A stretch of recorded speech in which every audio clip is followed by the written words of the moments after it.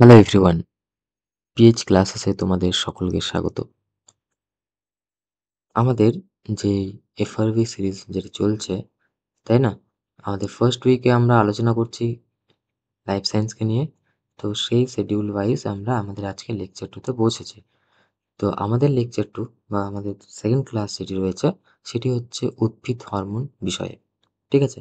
তোমরা সবাই জানো এটা একটি এফআরভি সিরিজ, ফ্রি রিভিশন ব্যাচ যাকে আমরা বলছি। এবং এর পিডিএফগুলো তোমরা কোথায় পাবে? আমাদের এই টেলিগ্রাম চ্যানেলে পাবে। ঠিক আছে? আর অবশ্যই আমাদের চ্যানেলটিকে সাবস্ক্রাইব করে রেখো। আর নোটিফিকেশনগুলো যাতে তোমাদের কাছে ঠিক সময়ে পৌঁছে যায়, তার জন্য অবশ্যই বেল আইকনটিকেও এনেবল করে রাখো। ঠিক আছে? ঠিক আছে, চলো শুরু করা যাক আজকের আমাদের এই ভিডিও লেকচারটি। তো আজকে আমরা জীবনবিজ্ঞানে যে টপিক নিয়ে পড়বো সেটা হচ্ছে কি উদ্ভিদ হরমোন। তো উদ্ভিদ হরমোন জানার আগে আমাদেরকে জানতে হবে হরমোন জিনিসটা কি। ঠিক আছে? তো হরমোন জিনিসটা কি? হরমোন হচ্ছে এমন একটা বিশেষ রাসায়নিক পদার্থ যা কি করবে, কোনো একটা কোষ বা অন্তঃক্ষরা গ্রন্থি থেকে সেটি মানে তৈরি হবে, উৎপন্ন হয়ে বিভিন্ন মাধ্যমে বাহিত হয়ে তার যে টার্গেট কোষ বা অন্য কোষ যেটা রয়েছে সেখানে পৌঁছে সেই কোষের ক্রিয়াকে নিয়ন্ত্রণ করে। ঠিক আছে?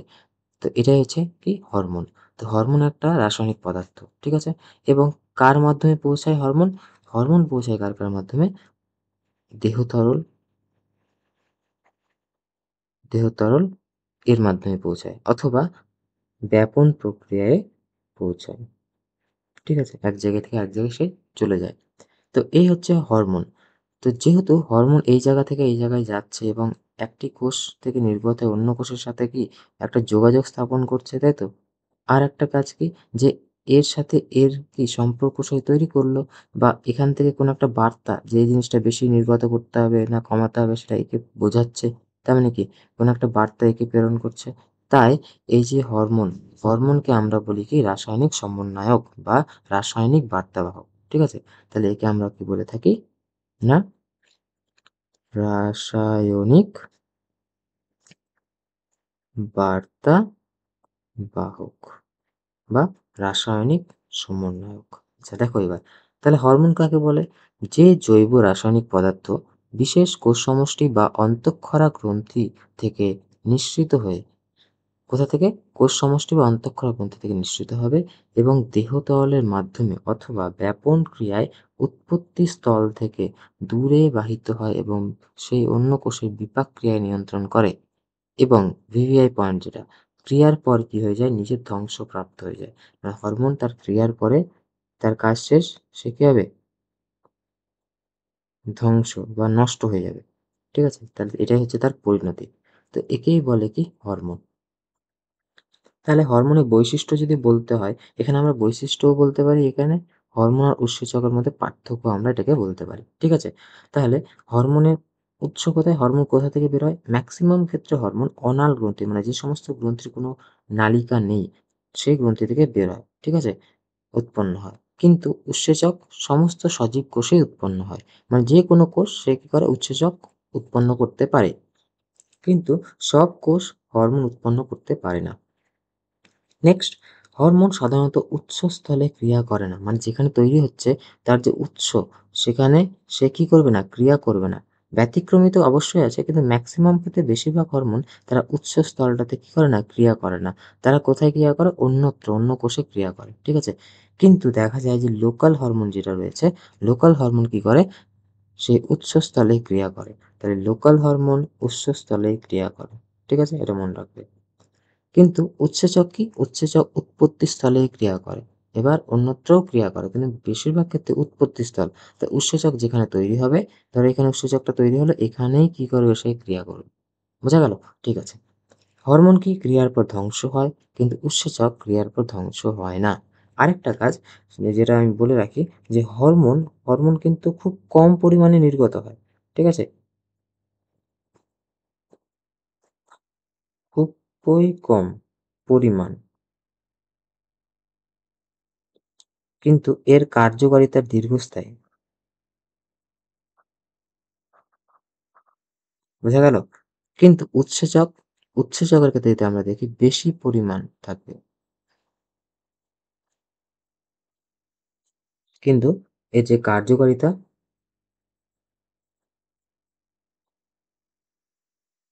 সময়টা কি সীমিত। বোঝা গেল? তো এটা সীমিত সময়ের জন্য থাকে, এটা দীর্ঘস্থায়ী সময়ের জন্য ক্রিয়া করে। এই হচ্ছে আমাদের হরমোন আর উৎসেচকের বৈশিষ্ট্য এবং এর মধ্যে পার্থক্য। এবার আমরা হরমোনের বৈশিষ্ট্য যা পড়লাম আরেকবার দেখে নিচ্ছি, তাহলে হরমোন কোথা থেকে নির্গত হয়? অন্তঃক্ষরা গ্রন্থি থেকে বা কোনো একটা কোষ থেকে। হরমোন বিভিন্ন রকম হতে পারে। প্রোটিন ধর্মী হতে পারে, অ্যামাইনো অ্যাসিড ধর্মী হতে পারে, স্টেরয়েড ধর্মীয় হতে পারে। ঠিক আছে? আচ্ছা, এবং হরমোনের কাজ, হরমোন কি করে? উৎসস্থল থেকে দূরে কাজ করে এবং খুব অল্প মাত্রায় সে ক্রিয়া করে। ঠিক আছে? আর দীর্ঘস্থায়ী প্রভাব বিস্তার করে। পরিণতি, পরিণতিটা কি? মানে শেষে কি হয়? হরমোন ক্রিয়া শেষে ধ্বংসপ্রাপ্ত হয়ে যায়। ঠিক আছে? আচ্ছা, হরমোনের আবার দুটো ভাগ রয়েছে। সেটা কি? এক প্রকার হরমোন জলে দ্রবণীয়, আর একটা জলে অদ্রবণীয়। মানে জলে দ্রবীভূত হতে পারে না। তাহলে কারা, কারা হতে পারে না? যে সমস্ত মানে হরমোনগুলো কি ফ্যাট বা লিপিডে দ্রবীভূত হয়, তারা জলে দ্রবীভূত হতে পারে না। যেমন স্টেরয়েড জাতীয় হরমোন। কিন্তু জলে কোন, কোন হরমোন দ্রবীভূত হতে পারে? অক্সিন হতে পারে, সাইটোকাইনিন হতে পারে, ইথিলিন হতে পারে, অ্যাবসিসিক অ্যাসিড হতে পারে এবং জিববেরেলিন হতে পারে। তাহলে এইগুলো হচ্ছে জলে দ্রবণীয় হরমোনের নাম। উদাহরণগুলো কিন্তু খুবই আসে পরীক্ষায় শর্ট প্রশ্ন হিসেবে।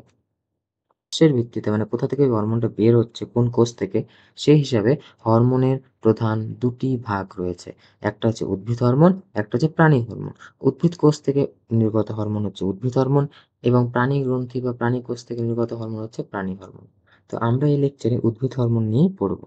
ঠিক আছে? উদ্ভিদ হরমোন আবার দুটো ভাগে ভাগ করা। এক হচ্ছে নাইট্রোজেন বিহীন হরমোন, মানে যে সমস্ত হরমোনে তার কোনো নাইট্রোজেন গঠিত উপাদান থাকবে না, সেগুলো হচ্ছে কি নাইট্রোজেন বিহীন হরমোন। যেমন জিবরেলিক অ্যাসিড, ইথিলিন। ইথিলিন একটি গ্যাসীয় হরমোন। আর কি? অ্যাবসাইসিক অ্যাসিড। এবং নাইট্রোজেনযুক্ত হরমোন কি? যেখানে নাইট্রোজেন থাকবে, নাইট্রোজেন উপস্থিত থাকবে, যেমন অক্সিন, কাইনেটিন। ঠিক আছে? কাইনেটিন একটা পিউরিন জাতীয় যৌগ এখানে থাকে নাইট্রোজেন রূপে। বোঝা গেল? তো এই হচ্ছে আমাদের উদ্ভিদ হরমোনের দুটো ভাগ। একটা নাইট্রোজেন বিহীন হরমোন, একটা নাইট্রোজেন যুক্ত হরমোন। হরমোনের প্রধান বৈশিষ্ট্য।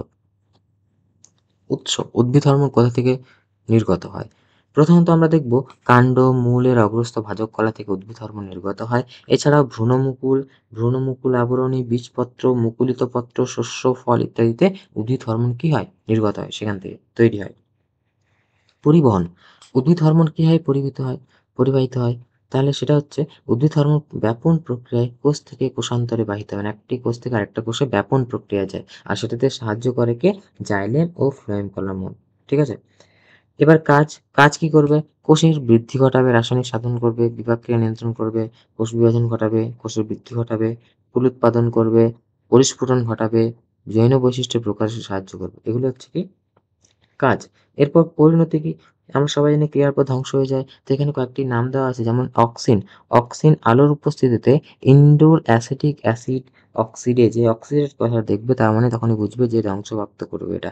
ঠিক আছে? তাহলে ইনডোর অ্যাসিটিক অ্যাসিড, যেটা অক্সিন রাসায়নিক নাম, তো ইনডোর অ্যাসিটিক অ্যাসিড অক্সিডেজ, এই যে উৎসেচকটি, এটি একটি উৎসেচক। এই উৎসেচকটি কি হয়? অক্সিনকে কি করে না ধ্বংস করে। ঠিক আছে? তারপর জিববেরেলিন কি হয়? জিববেরেলিক অ্যাসিড অক্সিডেজের প্রভাবে ধ্বংস হয়। আর সাইটোকাইনিন কি হয়? সাইটোকাইনিন অক্সিডেজের উৎসেচকের ক্রিয়ায় ধ্বংস হয়ে যায়। এবার আমরা আসছি আমাদের যে মেন অক্সিন বা জিববেরেলিন বা সাইটোকাইনিন, যে মেন আমাদের উদ্ভিদ হরমোনগুলো রয়েছে, সেগুলো নিয়ে আমরা আলোচনা করব। ফার্স্ট আসছে আমাদের কি? অক্সিন। অক্সিনের রাসায়নিক নাম indole acetic acid, IAA। Auxin কোথায় পাওয়া যায়? অক্সিন সবসময় মনে রাখবে যে কাণ্ড মূলের অগ্রভাগে, যেখানে বর্ধনশীল যে সমস্ত অঞ্চল বা জায়গা, সেখানে কি পাবো আমরা? অক্সিন। অক্সিনের প্রধান কাজ বৃদ্ধি করা। কোষের কি করবে? বৃদ্ধি করবে। তাহলে অক্সিনের সংজ্ঞা যদি বলতে হয় তাহলে বলবো কি? উদ্ভিদের কাণ্ড ও মূলের অগ্রভাগে ভ্রূণমুকুল আবরণী বর্ধনশীল পাতার কোষে সংশ্লেষিত নাইট্রোজেন ঘটিত যে জৈব অম্ল উদ্ভিদের বৃদ্ধি ত্বরান্বিত করে, ভিভিয়ালাইন, বৃদ্ধি ত্বরান্বিত করে, তাকেই আমরা বলবো কি? অক্সিন।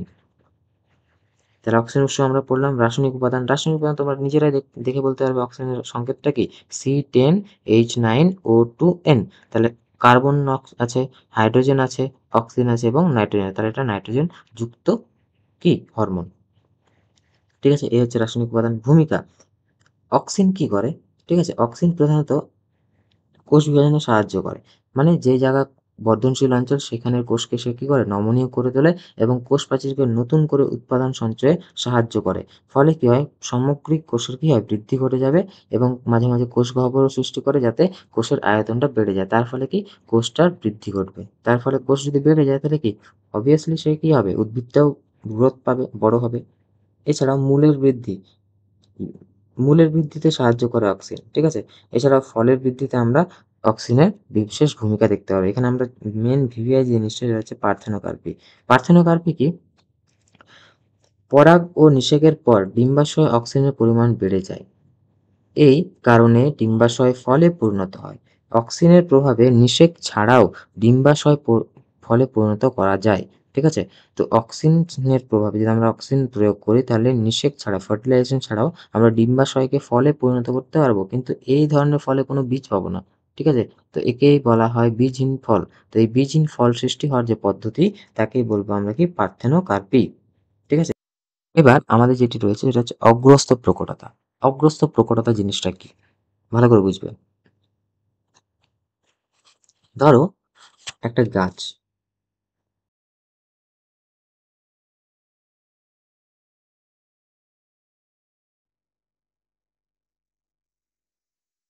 তাই তো? তো এই অক্সিন কি করে? অক্সিন যদি প্রয়োগ করা হয় বা অক্সিজেনের প্রভাবে এই যে পার্শ্বীয় মুকুলটা রয়েছে না? এই যে পার্শ্বীয় মুকুল, এ কি হয়? এর বৃদ্ধিটা ব্যাহত হয়, বৃদ্ধি বন্ধ হয়ে যায়। তার ফলে কি অগ্রমুকুলটা বেড়ে যাবে। অগ্রমুকুল বাড়বে মানে কি? এই মুকুলটাই শুধু বাড়বে। বাড়ার ফলে কি গাছটা ধীরে, ধীরে, ধীরে, ধীরে কি হবে? লম্বা হয়ে যাবে। বোঝা গেল? এটাকেই বলা হয় অগ্রস্ত প্রকটতা। তো এই যে অগ্রস্ত প্রকটতা এটাকে বলা হয়। যদি আমরা অগ্রমুকুলটাকে কেটে দিই, তার ফলে কি দেখা যাবে? দেখো অগ্রমুকুল কেটে দেওয়া মানে কি পার্শ্বমুকুল। আর পার্শ্বীয় মুকুলগুলো কোন দিকে বৃদ্ধি হবে? এদিকে, এদিক বরাবর, এই বরাবর, এদিক, এদিক, তাই না? পাশাপাশি বরাবর। তার ফলে এই গাছটার উপরের দিকে বৃদ্ধি নয়, পাশাপাশি বৃদ্ধি হবে। ফলে অনেকটা গুল্ম জাতীয় দেখা যাবে গাছটা পরে। বোঝা গেল? এই গাছটা পরে ঝোপের মতো হয়ে যাবে। তো এই বিষয়টা হচ্ছে কি অগ্রস্ত প্রকটতা। আরেকটি গুরুত্বপূর্ণ যে ভূমিকা সেটি হচ্ছে কি ট্রপিক চলন নিয়ন্ত্রণ। কিভাবে ট্রপিক চলন নিয়ন্ত্রণ করে সেটাও বুঝতে হবে আমাদেরকে। আচ্ছা সবসময় মনে রাখবে যে এই যে কাণ্ড থাকে না, কাণ্ডের ক্ষেত্রে বেশি পরিমাণে যে অক্সিজেন, বেশি ঘনত্বের অক্সিজেন ক্রিয়া করে এবং মূলের ক্ষেত্রে কম ঘনত্বের অক্সিজেন ক্রিয়া করে। কিন্তু কাণ্ডের ক্ষেত্রে দেখা যায় কি আলো যেদিকে রয়েছে তার বিপরীত দিকে, ধরো এখানে উৎস মানে এখানে আলো রয়েছে, তাই তো?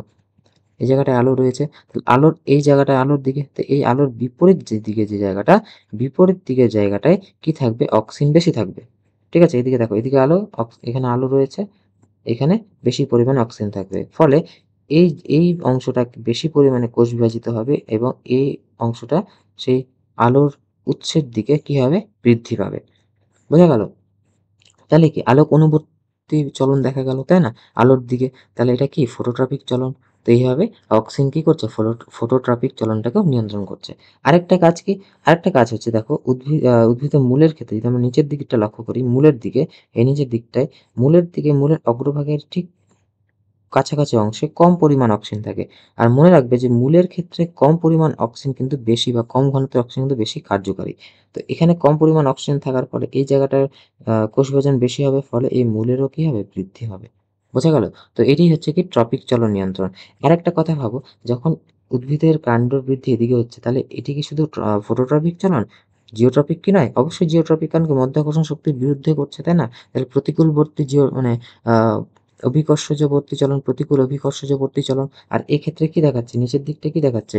অনুকূল অভিকর্ষজবর্তী চলন, তাই তো? তো এই হচ্ছে জিওট্রপিক চলনও কি করছে? নিয়ন্ত্রণ করছে। তাই বলা হয় যে এই যে আমাদের অক্সিনটা সেটা কি ট্রপিক চলনকে নিয়ন্ত্রণ করে। এইখানে তোমরা দেখো অক্সিনের প্রভাবে জিওট্রপিক নিয়ন্ত্রণ, দেখো এখানে মূলের কাছে কম মানে কম অক্সিজেন রয়েছে। ফলে কম অক্সিজেন থাকার ফলে এখানে দ্রুত বৃদ্ধি হচ্ছে। ফলে এটা নিচের দিকে যাচ্ছে গ্র্যাভিটির দিকে। কিন্তু এই কাণ্ড বা বিটপ অংশটা, তাই তো? কাক্ষিক মুকুল যেখানে রয়েছে, এই জায়গাটায় কি বেশি পরিমাণে, এই দেখো বেশি পরিমাণে অক্সিজেন ছিল, ফলে এটা এদিকে বৃদ্ধি পাচ্ছে, উপরের দিকে চলে যাচ্ছে। তাহলে গ্র্যাভিটির বিরুদ্ধে যাচ্ছে। তাহলে এটা কি নেগেটিভ জিওট্রপিক চলন, আর এটা কি পজিটিভ জিওট্রপিক চলন। বোঝা গেল? পরে রয়েছে জিব্বেরেলিন। জিববেরেলিনের সংকেত কি? C9H22O6। ঠিক আছে, জিববেরেলিন এই হরমোনটি, এই উদ্ভিদ হরমোনটি প্রথম কুরোশোয়া তিনি কি করেন, জিববেরেলা ফুজিকুইর এই ছত্রাকে তিনি এই হরমোনটা লক্ষ্য করেন। ঠিক আছে, তাহলে এই ছত্রাকটাতে জিববেরেলিন হরমোনটা প্রথম লক্ষ্য করা হয়। তার জন্য এই জিববেরেলিন নামক রাসায়নিক এই পদার্থের নাম জিববেরেলিক অ্যাসিড বা জিএ, যার সংকেত C19H22O6। তাহলে দেখো এখানে কার্বন আছে, হাইড্রোজেন আছে এবং অক্সিজেন। নাইট্রোজেন কি আছে? নাইট্রোজেন নেই, তাহলে এটা নাইট্রোজেন বিহীন, তাই তো? তাহলে এটি হচ্ছে নাইট্রোজেন বিহীন হরমোন, মনে রাখবে। তাহলে একটি নাইট্রোজেন বিহীন হরমোন হচ্ছে কি? জিববেরেলিন। আরেকটা কাজ দেখো, জিববেরেলিন পড়তে গেলে আমাদের যেটা জানতে হবে সবসময়, জিববেরেলিন সবসময় বীজ মানে বীজ নিয়ে সম্পর্কযুক্ত। ঠিক আছে, উদ্ভিদের যে বীজের সঙ্গে সম্পর্কযুক্ত হচ্ছে আমাদের জিববেরেলিন। কি করে? দেখো সংজ্ঞাটা পড়লে আমরা বুঝতে পারবো। উদ্ভিদের পরিপক্ক বীজ, অঙ্কুরিত চারাগাছ এবং বীজপত্র, মুকুল ইত্যাদিতে এই হরমোনটা সংশ্লেষিত হয় এবং টার্পিনয়েড গোষ্ঠীর এই হরমোন কি করে? উদ্ভিদের দেহের বৃদ্ধি ঘটায় এবং বীজের সুপ্ত দশা হ্রাস করে, বীজের যে সুপ্ত দশা সেটি হ্রাস করে এবং ফুল ধারণে সাহায্য করে, তাকে জিববেরেলিন বলে। তাহলে সংজ্ঞাটা মনে রাখবে, জিববেরেলিন কাকে বলে। আর কোথায় কোথায় থাকে আমরা এখনই পড়লাম, বীজে, মুকুলে, অঙ্কুরিত চারাগাছে, বর্ধিষ্ণু পাতায়, বীজপত্রে, তাই তো? কারণ কি? বীজের সুপ্ত অবস্থায় এ কি করবে? ভাঙবে। আচ্ছা, এবার ভূমিকা দেখো, তাহলে ভূমিকা মানে কি কি কাজ করে? ভিভিআই, মুকুল ও বীজের সুপ্তাবস্থা ভঙ্গ। কি করে? জিববেরেলিন বীজ ও মুকুলের সুপ্তাবস্থা ভঙ্গ করতে সক্ষম। যে সমস্ত বীজে মুকুলের স্বল্প অন্তর্জৈনু বা এন্ডোজেনাস ভেতরে যে জিববেরেলিন থাকে, সেক্ষেত্রে বাহিরের যে জিববেরেলিন, এক্সোজেনাস যে জিববেরেলিন, সেটা প্রয়োগ করলে বীজ আর মুকুলের সুপ্তাবস্থা ভঙ্গ করা যায়। তার ফলে তাড়াতাড়ি করে কি হবে? বীজটা অঙ্কুরিত হবে।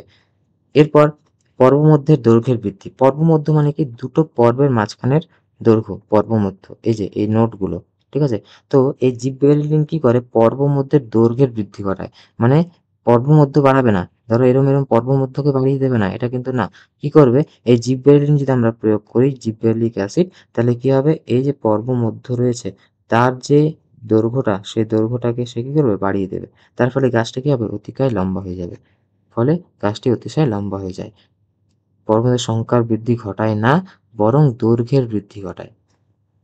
ঠিক আছে, এবার ফলের বৃদ্ধি ঠিক তেমনই। জিবরেলিন কি করে?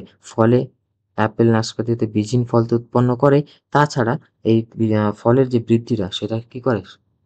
করতে সাহায্য করে। এরপর নেক্সট আমাদের যে হরমোনটা রয়েছে সেটা হচ্ছে সাইটোকাইনিন। সাইটোকাইনিন কি? সাইটোকাইনিন হচ্ছে এক ধরনের পিউরিন জাতীয় নাইট্রোজেন ঘটিত ক্ষারীয় জৈব পদার্থ। ঠিক আছে, তাহলে দেখো বাকিগুলো অম্ল কিন্তু এটা ক্ষারীয় জৈব পদার্থ। ঠিক আছে, সাইটোকাইনিন কি? সংকেত C10H9N5O। কার্বন আছে, হাইড্রোজেন আছে, নাইট্রোজেন আছে এবং অক্সিজেন আছে। সংজ্ঞা: ফল ও বীজের মধ্যে সংশ্লেষিত পিউরিন জাতীয় নাইট্রোজেন ঘটিত যে ক্ষারীয় জৈব পদার্থ কোষ বিভাজনে, মনে রাখবে, তাহলে সাইটোকাইনিন সবসময় সাহায্য করবে কোষ বিভাজনকে করতে, উদ্দীপিত করে, তাকে সাইটোকাইনিন বলে। উৎস: সাইটোকাইনিন কোথায় থাকে? ফল আর শস্যের সংশ্লেষিত হবে এটা। ডাবের জলে আমরা সাইটোকাইনিন পাই, টমেটোর রসে পাই, ভুট্টার শস্যের মধ্যে আমরা অধিক পরিমাণে কি পাই? সাইটোকাইনিন পাই। রাসায়নিক উপাদান তো আমি বলে দিলাম, এবার ভূমিকা। কোষ বিভাজন ঘটানো সাইটোকাইনিনের গুরুত্বপূর্ণ ভূমিকা। তারপর পার্শ্বীয় মুকুলের বৃদ্ধি। সাইটোকাইনিন কি করবে? অগ্রমুকুল, যেটা উপরের দিকে মুকুলটা থাকবে সেটাকে ট্রাস করবে, বৃদ্ধিটা ঘটাবে না। ফলে পার্শ্বীয় মুকুলের বৃদ্ধি করবে। তার ফলে কি হবে? গাছটা কি হবে? ঝোপের মতো হবে বা গম্বুজ আকারে ধারণ করবে। যেমন অক্সিজেনে কি হচ্ছিল? বেড়ে যাচ্ছিল লম্বা উপরের দিকে, কিন্তু এক্ষেত্রে উপরের দিকে যেতে আর পারবে না। ফলে গাছটা কি হবে? পাশাপাশি গ্রোথ হবে। তারপরে গাছটা অনেকটা গুল্ম প্রকৃতির গাছ দেখা যাবে। বোঝা গেল? লম্বা গাছ হবে না। এরপর পত্রমোচন বিলম্বিত করা। পত্রমোচন বিলম্বিত করা মানে কি? এই কি করে? বিলম্বিত করে, পাতা ঝরাটাকে বিলম্বিত করে, মানে থামিয়ে দেয় একটু। ঠিক আছে, পাতার ক্লোরোফিল নষ্ট হওয়াকে রোধ করে। তাই পাতার ক্লোরোফিল নষ্ট হওয়াকে কি রোধ করে? সাইটোকাইনিন। ফলে গাছের পাতা ঝরে যায় না, গাছ অনেকদিন চিরসবুজ থাকে। তাই উদ্ভিদের বার্ধক্য কি হয়? বিলম্বিত হয়। তাহলে বার্ধক্য মানে জানো তো বয়স, বয়স হয়ে যাবে কখন? যখন পাতা ঝরে যাবে, মানে মানুষের যেমন চুল ঝরে যায়। ঠিক ঠিক আছে, ঠিক তেমনি গাছের সাথে যদি আমরা তুলনা করি, তাহলে গাছের পাতা ঝরে যাওয়া মানে কি? গাছ বুড়ো হয়ে যাচ্ছে, তাই তো? কিন্তু এক্ষেত্রে সেটা না। এই যে সাইটোকাইনিন, সে কি করে? গাছের পাতা সবসময় সবুজ রাখে, মানে একদম ধরো চুল কালোই থাকলো, সাদা হলো না, ঠিক আছে? তো এইভাবে। তো উদ্ভিদের ক্ষেত্রেও এই চিরসবুজ থাকবে তারা, তার মানে কি দেখে মনে হবে যেন গাছটা এখনো তেমন বয়স হয়নি গাছটার, তাই না? তো এইটাই হচ্ছে বার্ধক্য বিলম্বিত করা। কে সাহায্য করে না? সাইটোকাইনিন। তো এই ছিল আমাদের কয়েকটা মেন হরমোনের নাম এবং তাদের উৎস এবং তাদের ভূমিকা। আচ্ছা, এরপর অক্সিন, জিবরেলিন আর সাইটোকাইনিনের মধ্যে যদি আমরা পার্থক্য করি, তাহলে আমরা দেখতে পাবো যে কি অক্সিন, অক্সিন কোথায়? অগ্রস্থ ভাজক কলায়, মানে কাণ্ডে সবসময় থাকবে। কারণ কি অক্সিন কি করবে? বৃদ্ধি করবে। জিবরেলিন কিসের সাথে? বীজের সুপ্তাবস্থা। আর সাইটোকাইনিন মানে কোষ বিভাজন। বোঝা গেল? তাহলে বীজ, বীজের পরিপক্ক এগুলাতে থাকবে এখানে। উদ্ভিদের ফল ও শস্যে কে থাকবে? সাইটোকাইনিন থাকবে। রাসায়নিক উপাদান মনে রাখবে, জিবরেলিনে নাইট্রোজেন থাকবে না, বাকি সবগুলোতে নাইট্রোজেন থাকবে। সংকেত মনে থাকলে আমাদের এটা হয়ে যাবে। এরপর রাসায়নিক প্রকৃতি, auxin indole acetic acid, indole বর্গযুক্ত। জিবরেলিন টরপিনয়েড বর্গযুক্ত। আর সাইটোকাইনিন পিউরিন জাতীয়। আর এটা একটি ক্ষারীয়, মনে রাখবে, ঠিক আছে? একটি ক্ষারীয় উদ্ভিদ হরমোন। বাকিগুলো অম্ল। পরিবহন কিভাবে পরিবাহিত হয়? নিম্নমুখী। জিবরেলিন উভয়মুখী। আর সাইটোকাইনিন সব দিকে প্রবাহিত হতে পারে। ট্রপিক চলনে কে সাহায্য করবে? শুধুমাত্র অক্সিন, আর এরা সাহায্য করবে না। ঠিক তেমনি বীজের সুপ্তাবস্থা ভঙ্গ, হ্যাঁ ঠিকই তোমরা বলেছ, সেটা হচ্ছে জিবরেলিন। তাহলে এটি হবে, বাকির কোনো ভূমিকা আমরা দেখতে পাবো না এর ক্ষেত্রে। ঠিক আছে, নেক্সট হরমোনকে দেখি। উদ্ভিদ হরমোনকে আমরা ৪ টি ভাগে ভাগ করছি। একটা হচ্ছে প্রাকৃতিক হরমোন, কৃত্রিম বা সংশ্লেষিত হরমোন, প্রকল্পিত হরমোন, আরেকটা হচ্ছে কি গ্যাসীয় হরমোন। তাহলে প্রাকৃতিক হরমোনে যেগুলো প্রাকৃতিতে মানে প্রকৃতি উপায়ে বা প্রাকৃতিকভাবে আমরা দেখতে পাই, সেটা হচ্ছে প্রাকৃতিক হরমোন। উদাহরণগুলো পড়বে শুধু। অক্সিন, এটা হচ্ছে একটি প্রাকৃতিক হরমোন। কৃত্রিম হরমোন কি? যে সমস্ত হরমোনকে পরীক্ষাগার মানে গবেষণা কেন্দ্রে তৈরি করা হয়, তাই না? এবং বাইরে থেকে প্রয়োগ করা হয়, সেটা হচ্ছে কি? সংশ্লেষিত হরমোন। তাহলে একটা কৃত্রিম অক্সিনের নাম হচ্ছে আইপিএ, ইন্ডোল প্রোপিওনিক অ্যাসিড। আর প্রকল্পিত হরমোন কি? যে সমস্ত উদ্ভিদ হরমোনের উপস্থিতি এবং কাজ সম্পর্কে প্রমাণ পাওয়া গেলেও তাদের রাসায়নিক গঠনের সম্পর্কে আমরা এখনো জানি না, তথ্য পাইনি, তাদের বলা হয় কি? প্রকল্পিত হরমোন। যেমন ফ্লোরিজেন আর ডরমিন, এই দুটো মনে রাখবে। তাহলে ফ্লোরিজেন আর ডরমিন হচ্ছে কি? প্রকল্পিত উদ্ভিদ হরমোন। নেক্সট। আচ্ছা, এর আগে আমরা আসছি এটা। তাহলে এখান থেকে আমরা দুটি সংশ্লেষিত সাইটোকাইনিন নামগুলো মনে রাখবো। সেটা কি? বেনজাইল অ্যামাইনোপিউরিন আর একটা হচ্ছে বেনজিমিরাজল। এবার বাষ্পমোচন রোধকারী হরমোন বলতে কি বোঝায়? একটা প্রশ্ন আমি এখানে দিয়েছি, সেটি কি? বাষ্পমোচন, যে কোন হরমোন উদ্ভিদের বাষ্পমোচনটাকে রোধ করে? সেটি হচ্ছে কি? অ্যাবসাইসিক অ্যাসিড। এ কি করবে? এই বাষ্পমোচনটাকে রোধ করবে। এই যে আমাদের পত্ররন্ধ্র রক্ষী কোষ আছে, সেখানে কি করবে?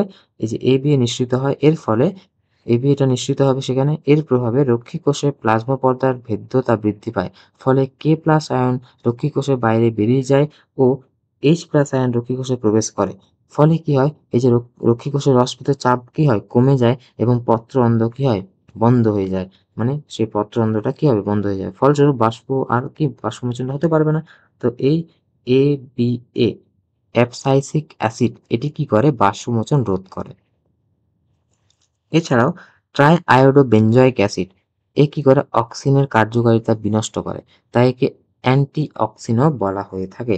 এছাড়াও সাইটোকাইনিন কি করবে? সাইটোকাইনিন আমরা তো বারবার জানি, সাইটোকাইনিন মানে কি? কোষ বিভাজন করাবে। ব্যাস এটাই। চলো, এবার কয়েকটি অ্যাসিড নাম। প্রাকৃতিক হরমোন, ঠিক আছে? প্রাকৃতিক অক্সিন কি? ইন্ডোল 3 অ্যাসিটিক অ্যাসিড, IAA যেটা, বা indole acetic acid. 2 phenyl acetic acid, PAA, ঠিক আছে? সংশ্লেষিত অক্সিন, একটি সংশ্লেষিত অক্সিনের নাম বলো যদি আসে পরীক্ষায়, বা সংশ্লেষিত অক্সিনগুলো কি কি?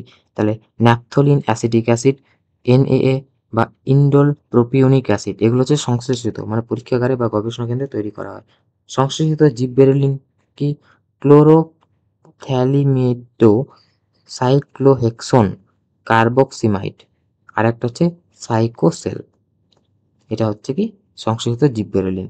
আর সংশ্লিষ্ট সাইটোকাইনিন হচ্ছে বেনজাইল অ্যামিনোপিউরিন বা BAP, আর একটা হচ্ছে বেনজিমিডাজোল। মনে রাখবে। তাহলে সংশ্লেষিত হরমোনগুলোর নাম মনে রাখবে। কোন? সংশ্লেষিত অক্সিন, সংশ্লেষিত জিবরেলিন, সংশ্লেষিত সাইটোকাইনিনের নাম। পরীক্ষায় আসতে পারে। এবার বৃদ্ধি রোধক হরমোন কাকে বলে? আর বৃদ্ধি বিলম্বকারী। রোধক মানে মনে রাখবে একদম বন্ধ করে দেওয়া, আর এটা মানে কিছুক্ষণের জন্য বন্ধ। সাময়িকভাবে, সম্পূর্ণ বন্ধ করবে না। তাহলে অক্সিন আমরা জানি অক্সিন বৃদ্ধিটাকে ত্বরান্বিত করে, রোধ করছে, তাহলে কি এটা অ্যান্টিঅক্সিন। তাহলে এই যে অ্যাবসাইসিক অ্যাসিড যেটা রয়েছে সেই হরমোন কি করে বীজের সুপ্তাবস্থাকে দীর্ঘায়িত করে, ফলে কাক্ষিক মুকুল এবং কাক্ষিক শাখার বৃদ্ধি রোধ হয়। এর ফলে কি হয় গাছটার বৃদ্ধিটা হয় না। ঠিক আছে? এছাড়াও ইথিলিন যে হরমোন, গ্যাসীয় হরমোন, সেটা কাণ্ড বা মূলের বৃদ্ধিটাকে কি করে ব্যাহত করে। এবার বিলম্বকারী হরমোনকে বৃদ্ধি বিলম্বকারী মানে সম্পূর্ণ বন্ধ না করে কি তার হারটাকে কি করবে কমিয়ে দেবে। উদাহরণ হচ্ছে ক্লোরাইড জিবরেলিনের জৈব সংশ্লেষে কি করে বাধা দেয় এবং উদ্ভিদের বৃদ্ধিটা ব্যাহত করে।